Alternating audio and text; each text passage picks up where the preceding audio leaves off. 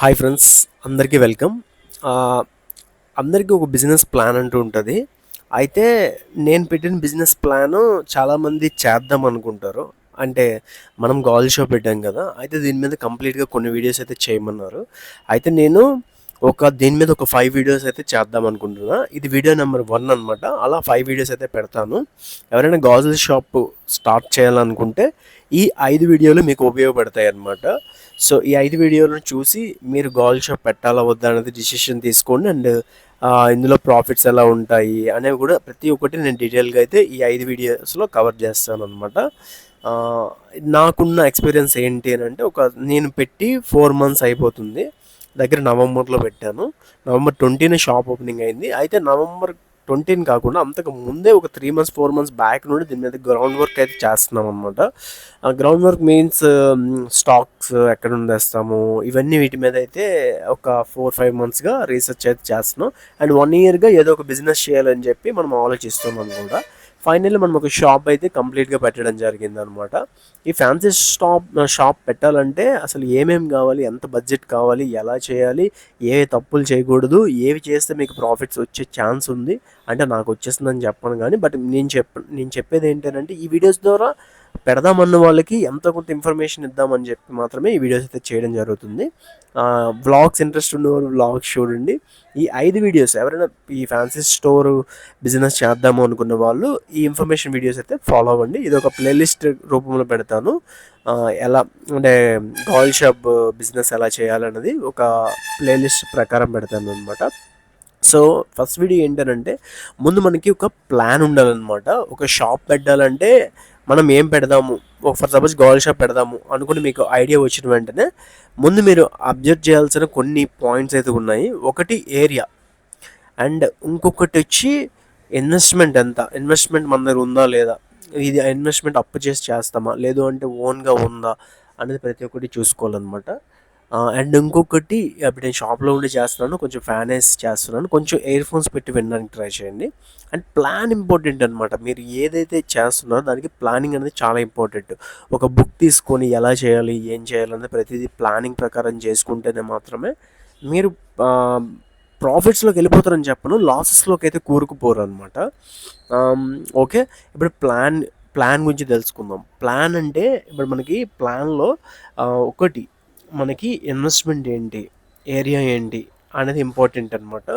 ఈ రెండింటిని main key role అయితే పాటిస్తాయి. ఏ ఏరియాలో పెట్టబోతున్నాము, అసలు అక్కడ జనాలు తిరుగుతారా, అక్కడ ఏమైనా కాలేజెస్ ఉన్నాయా, లేడీస్ హాస్టల్స్ ఏమైనా ఉన్నాయా, లేదంటే లేడీస్కి సంబంధించిన మనం పెడుతున్నాం కాబట్టి లేడీస్కి ఎంతవరకు మనకి అవుతున్నాయి అని చెప్పి మీరు ఒక 6 మంత్స్గా దీని మీద రీసెర్చ్ చేయాల్సి ఉంటుంది అనమాట. ఎలా అంటే మీరు ఇప్పుడు మనకి ఒక ఏరియాలో పెడదామని ఏరియాని డిసైడ్ చేసుకున్న ఏరియాస్లో ఏమైనా షాప్స్ ఉన్నాయా, టూలెట్స్ ఉన్నాయా చూడండి. లేవు అనుకుంటే వేరే ఏరియాలో ఎక్కడో మనకి రెంట్స్ దొరుకుతున్నాయని చెప్పి తీసేసుకోకండి. బిజినెస్ అయ్యే ఏరియాలో తీసుకోవడానికి ప్రయత్నించండి. అంటే రెంట్ కొంచెం ఎక్కువైనప్పటికీ. సో రెంట్ ఏ రేంజ్లో ఉండాలి అంటే ఏరియాని బట్టి ఉంటుంది అనమాట. ఒక 5,000, 10,000, 15,000, 20,000 అలా ఉంటాయి. అయితే మరీ హైకి వెళ్ళకండి, అలానే మరీ లోకి వెళ్ళకండి. మరీ లోకి వెళ్ళినా మంచి ఏరియాలోనైతే మీకు షాప్ అయితే దొరకపోవచ్చు. అండ్ ఇంకొకటి బార్గెన్. సో ఈ బార్గెన్ అనేది ఎంత ఇంపార్టెంట్ అంటే మనం ఏదైతే షాప్ తీసుకుంటున్నామో వాళ్ళతో ముందుగానే మనం బార్గెన్ అయితే చేసుకోవాలన్నమాట. అంటే అడగాలి. అంటే ఒక 15,000 చెప్పారనుకోండి, మనం లిస్ట్లో సగానికి దగ్గర ఒక 10,000 అలా అడిగేటట్లు చూసుకోవాలన్నమాట. వాళ్ళు కనీసం ఎంతో కొంత అయితే తగ్గిస్తారు. వాళ్ళు ఏం చెప్పారంటే వాటికి మనం ఒక 1,000 ఎంత తగ్గించి చెప్పామని అంటే వాళ్ళు ఓకే అనేస్తారు ఈజీగా. వాళ్ళు ముందే ఫిక్స్ అయ్యి ఉంటారనమాట. ఫర్ సపోజ్ ఈ షాప్కి 10,000 అనుకోండి, 15,000 చెప్దాము, అక్కడికి వస్తుంది మళ్ళీ 12,000, 13,000 వరకు వస్తారని చెప్పి వాళ్ళు ఆలోచిస్తారు. మన పాయింట్ ఆఫ్ వ్యూలో 10,000 అడిగామనుకోండి, వాళ్ళు అనేటట్లు 12 అలాగైతే రావచ్చు. సో అలా మీరు ముందు షాప్ రెంట్స్కి అయితే చూసుకోవాలంట. అండ్ ఏరియా అనమాట. నేను చెప్పినట్టు ప్రతి షాప్కి ఆ ఏరియాలో షాప్స్ ఏమైనా ఉంటే అవి ముందు హోల్లో పెట్టుకోండి. హోల్లో పెట్టుకోవడం అంటే ముందు మాట్లాడండి వాళ్ళతో రెంట్స్ ఎంత ఏంటి, ఓకేనండి మేము చెప్తాము అన్నట్టయితే చెప్పండి. అండ్ ఇంకొకటి మెయిన్ మీరు చేయాల్సినది ఏంటంటే వాటికి ఆల్రెడీ వర్క్ ఏమైనా అయ్యిందా, కొత్త షాప్లా ఎలక్ట్రిషియల్ వర్క్ అన్నీ అయిపోయా, లేదంటే సీలింగ్ ఉందా అని చూసుకోండి. దాని బట్టి ఒక బడ్జెట్ అయితే ప్లాన్ చేసుకోండి. ఏరియా ఇంపార్టెంట్ అని చెప్పాను కదా, ఆ ఏరియాలో ఉన్న షాప్స్ ఏవైతే ఉన్నాయో ఆ షాప్స్కి ఒకసారి వెళ్ళి అక్కడ పరిస్థితి ఏంటో కనుక్కోండి. అక్కడ పరిస్థితి ఏంటో కనుక్కొని, అంటే పరిస్థితి మీన్స్ అక్కడ మేము పెడతాము అవన్నీ చెప్పకండి. ఏదో ఒక ₹1000 అంత బిల్ చేయండి. ఎలా ఉన్నాయి? ఆ ఐటెమ్స్ ఏంటి? ఏం పెడుతున్నారు? ఎలా పెట్టారు? ఒక 5, 6 షాప్స్‌కి అయితే వెళ్ళి విజిట్ చేసి మీరైతే ప్రయత్నించండి. కొన్ని ఐడియాస్ అయితే మీకు వస్తాయన్నమాట. కొన్ని వీడియోస్ చూడండి, అన్నీ చేయండి. నేనైతే షాప్ పెట్టక ముందైతే ఒక దగ్గర ఒక 15 షాప్స్‌కి అయితే తిరిగి ఉంటాను. వాళ్ళు ఏం పెట్టారు? ఎలా పెట్టారు? అని మనకు బేసిక్ ఐడియా ఉండదు కాబట్టి ప్రతి షాప్ చూడాలన్నమాట. అక్కడికెళ్ళి నేను ఒక 200, 300 బిల్ అయితే చేసేవాళ్ళం. ఎందుకనంటే ఏం పెడుతున్నారు? వీళ్ళేం పెడతారు? ఎంత అవుతది బడ్జెట్ అన్నట్టు నేను ఆలోచించుకొని మనం చేయడం జరిగింది. చాలా ప్లానింగ్స్ అయితే వేసుకున్నాము. టక్ ఇలా అంటే ఇలా పెట్టలేదు. చాలా దీనిగా కొంచెం పెట్టుకున్నామనమాట. నేనెలా పెట్టానో మీరెలా పెట్టాలో చెప్తాను. అండ్ అదే విధంగా మీ దగ్గర డబ్బులున్నాయి కదా అని చెప్పి ఎక్కువ పెట్టడానికి ప్రయత్నించకండి. అండ్ డబ్బులు లేవు కదా అని చెప్పి అప్పులు చేసేసి మరీ ఎక్కువగా పెట్టాల్సిన అవసరం అయితే లేదు.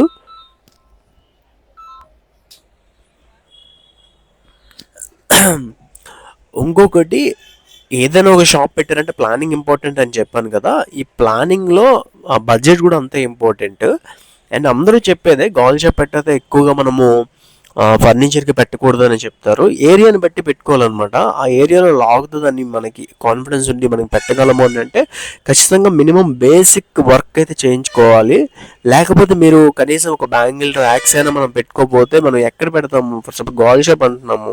దానికి మినిమం బేసిక్ ర్యాక్స్ అయితే చేయించాలన్నమాట. అయితే ఈ ర్యాక్స్ చేయించినప్పుడు కూడా దాని మీద కంప్లీట్గా ఒక వీడియో చేస్తాను. ఇందులో చాలా ఉంటాయి అన్నమాట. ఆ వుడ్ 2, 3 రకాలు ఉంటుంది. అండ్ చేయించుకున్నప్పుడు దాని బడ్జెట్ ఎలా ప్లాన్ చేసుకోవాలి, కార్పెంటర్ వర్క్కి ఎలా ఉంటుంది, మీ ఏరియాని బట్టి ఎంత ఛార్జ్ చేస్తున్నారు, డైలీ కూలీల ప్రకారమా లేదంటే కాంట్రాక్ట్ ప్రకారం ఉంటుంది. ఏదైనా మనం మాట్లాడుకోవాలన్నమాట, ముందు బట్టి మాట్లాడుకోవాలి. చూద్దాంలేండి చేద్దాంలేండి అని చెప్పేస్తే వాళ్ళు చాలా ఎక్కువ హై రేంజ్కి తీసుకెళ్ళిపోతారు. సో అది ఆలోచించుకోండి. ఓకే, మీరు ఒక ప్లానింగ్ వేసుకున్నారు, ఒక ఏరియా చూసుకున్నారు, ఒక షాప్ అయితే తీసుకుందామని ప్లాన్లో ఉన్నారు. అయితే ఆ ఏరియాలో ముందు చెక్ చేయండి. ఏంటి హాస్టల్స్ ఉన్నాయా, కాలేజెస్ ఉన్నాయా, ఏమున్నాయి, కొంచెం జనాలు తిరుగుతున్నారా లేదా, అసలు అక్కడ అబ్జర్వ్ చేయాలన్నమాట ఆ ఏరియాని బట్టి.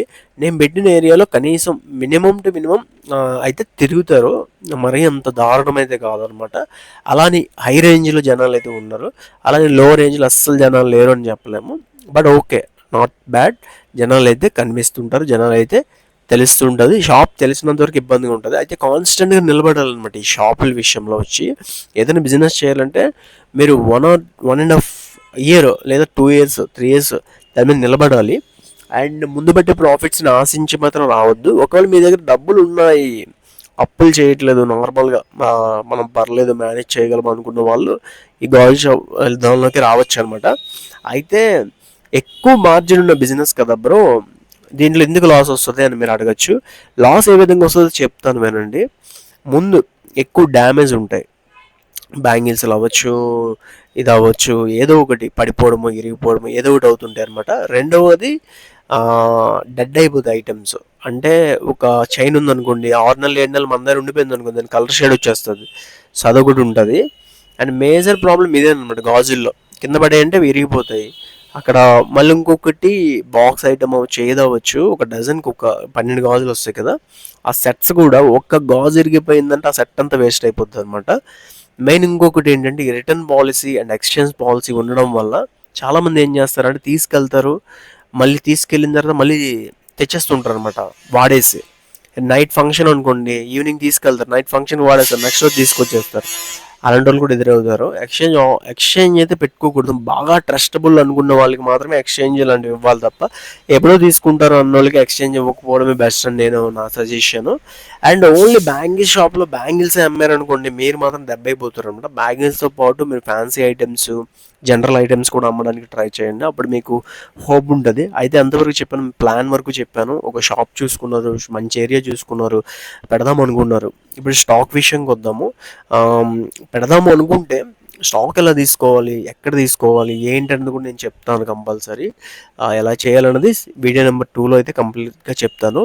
కొన్ని ఇన్ఫర్మేటివ్ టిప్స్ అయితే చెప్పాను కదా. ఇంకా ఏమైనా డౌట్స్ ఉంటే నాకు కామెంట్ చేయండి. ఆ నెక్స్ట్ వీడియోలో నేను కవర్ చేసి నేను వీడియోస్ అయితే పోస్ట్ చేస్తాను అనమాట. గాల్ షాప్ ఎలా పెట్టాలి, ఎలా పెడితే లాసుల్లో కాకుండా మినిమం ఒక దీనిగా రన్ అయ్యేలాగా చేసుకోవడం ఎలా అని చెప్పి నేనైతే చెప్పడం జరుగుతుంది అనమాట. దీంట్లో లక్షలు వచ్చేస్తే నేను చెప్పను, బట్ మెయింటైన్ చేయగలము అనేది నేను చెప్పగలను. మెయింటైన్ చేయొచ్చు, బట్ ఎలా చేయాలని చెప్తాను. సో నాకున్న దీన్ని బట్టి మీకు చెప్పడానికి ట్రై చేస్తాను అనమాట. సో అది ఈ వీడియో. నెక్స్ట్ వీడియోతో కలుద్దాం. ఖచ్చితంగా ఇటువంటి వీడియోస్ ఏమైనా కావాలని కూడా కామెంట్ చేయండి. ఖచ్చితంగా ఆ వీడియోస్ కూడా పోస్ట్ చేయడానికి ట్రై చేస్తాను. Thank you.